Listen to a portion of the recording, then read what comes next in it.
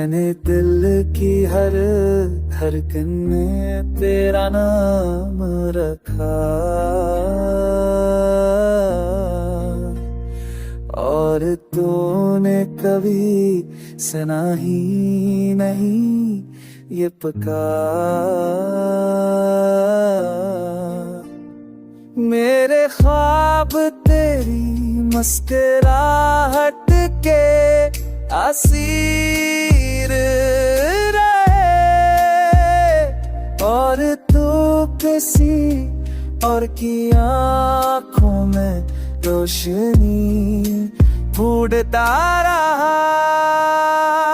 मैंने तेरी हर खामोशी को मोहब्बत समझा, पर वो तो बस लाते की का साए था।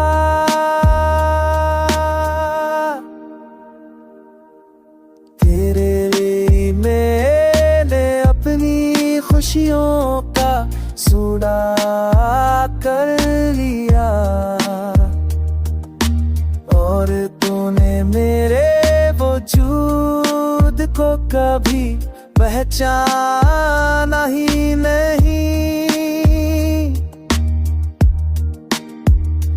लोग कहते हैं इश्क में दो दिल एक हो जाते हैं, पर मेरा दिल तो अकेला ही तेरी चाह में जलता रहा। अब मैंने मान लिया है कि मेरा इश्क तेरी दुनिया के लिए मोहब्बत एक अंधेरे का सा था।